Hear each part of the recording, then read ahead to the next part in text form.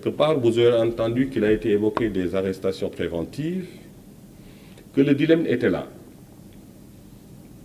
Faut-il en arriver au 16 mars et constater les dégâts en les laissant faire, ou faut-il, à ce niveau de commencement d'exécution, procéder à leur interpellation pour préserver la sécurité des biens et des personnes? Vous conviendrez avec nous que la deuxième option reste une évidence. Et c'est dans ces conditions qu'ils ont été interpellés. Le Sir Moura Manakaba en premier, le Sir Pape Famara Nukuma Mane alias Nyanto en second. Et son comportement a été révélateur parce que dès qu'il a été approché par les forces de défense et de sécurité, il s'est défaussé de ton téléphone qu'il aurait remis à son épouse Diba. Parce que certainement, ayant certain que son téléphone compromettait des éléments compromettants en rapport avec l'entreprise d'insurrection. Et c'est donc ce qui a prévalu à leur interpellation.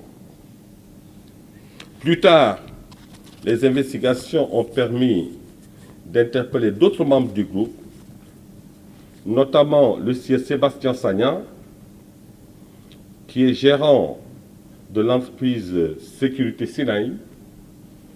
Ce Keba Sagnan avait pour rôle de recruter des jeunes, de les préparer au maniement de certains agents explosifs et de les distiller sur l'ensemble de la région de Dakar, sur les différents points de tension pour mener le chaos.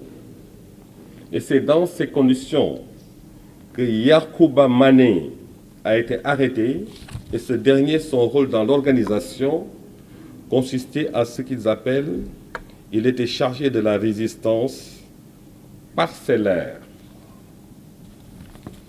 Toujours cette enquête a permis aussi d'identifier, de suivre et d'arrêter une personne dénommée Lai Sonko.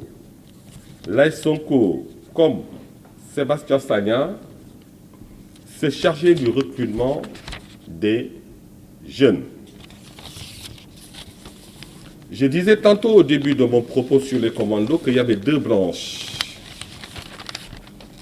Une branche dirigée par Cheikh Kébé, Kaba, Mouramani Kaba, Diakité, et une branche dirigée par Cheikh Kébé. Le sieur Cheikh Kébé, identifié, suivi, était le coordonnateur du groupe opérationnel. Le procès verbal le décrit comme l'homme qui est chargé de la préparation des agents explosifs, de leur stockage, de leur sécurisation et de leur remise aux membres du commando au jour dédié, c'est-à-dire au jour des manifestations publiques. Et le dessein de tout cela, c'est de poser des actions d'éclat pour installer à tout jamais la peur et le chaos, et leur terrain fertile, c'est les manifestations qui recèlent énormément de monde.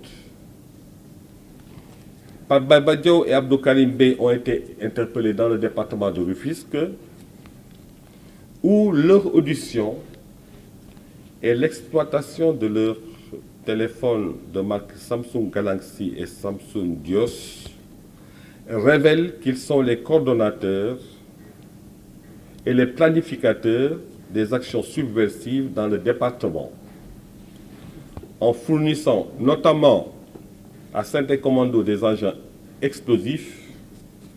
Et l'enquête aussi a permis d'établir que ce sont eux qui leur indiquaient les cibles et leur donnaient le mot d'ordre en cas d'action. Et c'est ce qui nous a amenés à procéder au déferlement de 4 personnes que sont Mouramani Kaba Diakité, Famara Nukuma Mané, Pape Baba Diaw et Abdou Karim Bey. Ils ont été déférés parce que faisant membre ou animateurs ou coordonnateurs du groupe qu'on appelle Commando. 4 ont été interpellés sur 23 autres personnes. Donc au jour d'aujourd'hui, 19 personnes identifiées sont actuellement recherchées sur l'ensemble du territoire national et font partie